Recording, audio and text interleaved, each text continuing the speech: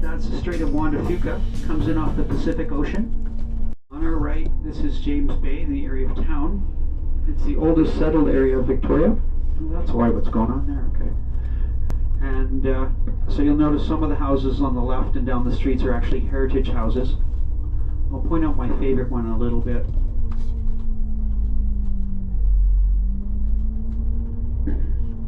Little about Victoria, we're about 400,000 people in size, 472 square miles, and we're the capital city for the province of British Columbia. We also have the mildest climate in all of Canada. We only get 5 or 6 days of snow a year. We get about half the amount of rain they do in Seattle or Vancouver. Our average temperature is about 45 degrees Fahrenheit in the winter and 75 degrees Fahrenheit in the summer. So it's a pretty mild climate, so people like to live here. Because it is the mildest climate in the country, we have a bit of a retirement community here, so people like to retire out. Because it is such a great place, once people live here, they like to stay here.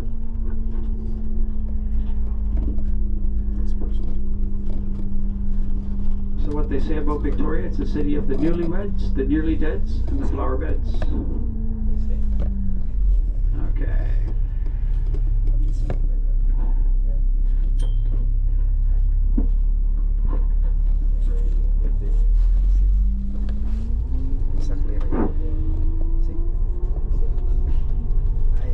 Neat little car.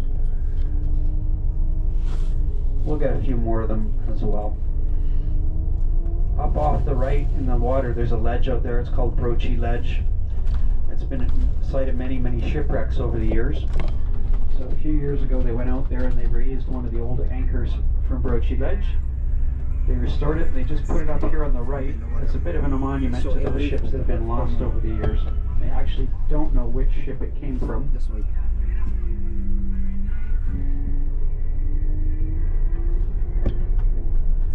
And on the left, this little triangular park is called Mile Zero Park. Mile Zero represents the start and finish to the Trans-Canada Highway.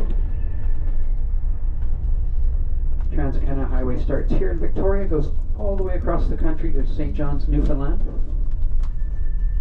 It's about 8,000 kilometers or 5,000 miles long. It's the second longest highway in the world. The longest highway is actually in Australia. On the right here, this park is called Beacon Hill Park. It's about 200 acres in size. It's gifted to the city by the Hudson's Bay Company, who originally founded Victoria. They did it with two conditions. One, that the park not be commercialized, so there's no concession stands or t-shirt shops, and when they have concerts in the park, they're always free. The second condition was that it be open to the public, so it's not fenced in. People can come and enjoy it at any time, which is really nice. And as we do call ourselves the Garden City, it's important that we have a giant watering can, so we've got one on the right there.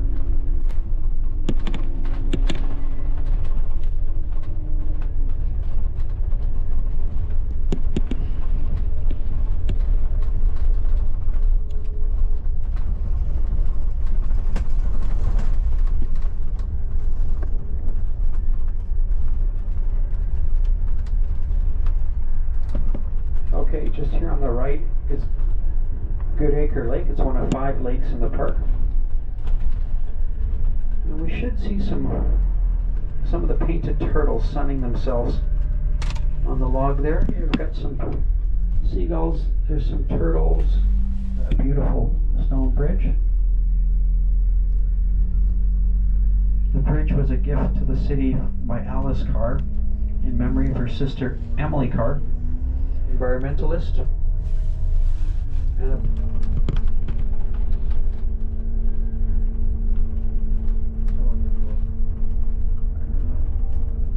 all day, you can go ride the shuttle as many. Just a couple of minutes away from the park. And it's got between 11 and 13 total poles, depending on which ones are being repaired. There's a native longhouse and some of the heritage houses from the city here as well. It's worth a nice little stroll around. And there's the back side of the Empress Hotel. I'm going to let you off on the front side. Amazing architect, scoundrel of an individual. But our Inner Harbor has got 3 of his masterpieces in North America. If you're looking for shopping, straight down the street that we're on right now, it's called Government Street.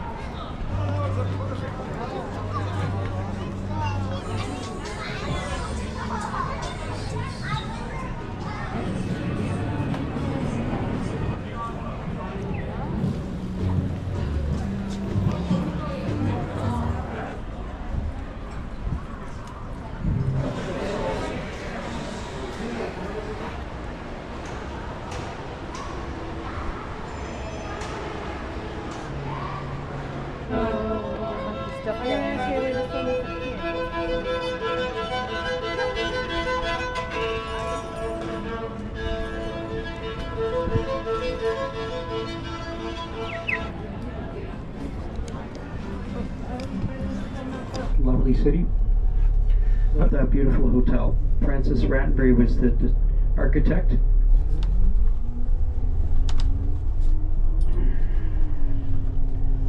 Just coming up on the left side of the bus was the Crystal Pool. It's now called the Crystal Gardens, but it was our first public swimming pool here in Victoria. It was an Olympic-sized saltwater swimming pool. Just here on the left now we have the Royal British Columbia Museum. It's one of the top 5 museums in North America. So at the front left of the building of the bus is the Parliament buildings. That's our legislature where the government for British Columbia sits and makes all the laws. It's also designed and built by Francis Rattenbury. Rattenbury is quite a prolific architect, even though he wasn't an architect his qualifications.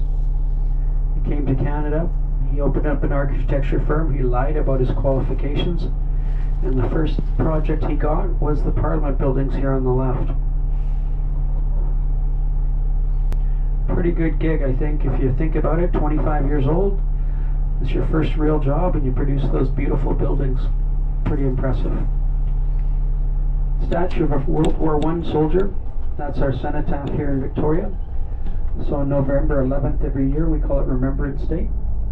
We have a military ceremony and a parade down here to honor those who fought and died for Canada. In the center there's a statue of Queen Victoria, after whom the city's named, and she was the monarch at the time the city was founded. And if you look like Captain George Vancouver, he was an early British explorer. And just coming up on the right side of the bus is this building. Is a Canadian Pacific Steamship Terminal building, also designed and built by Francis Rattenbury. It's now a Starbucks, but when we put them across the street in the legislature, nobody's noticed a difference. Just on the right, that's the Blackball Ferry line. The Blackball Ferry has a ferry, the Coho, that goes down to Port Angeles, Washington 4 times a day. Takes about an hour and a half to get there. My wife likes to go down there. She goes down there probably twice a month. She thinks it's really romantic. Right the original Fort Victoria that was settled. So there's a lot of heritage homes here, like the Pendray Mansion on our left. And the heritage homes are protected in a traditional style. One of them is actually a restaurant, but they've done a good job preserving them.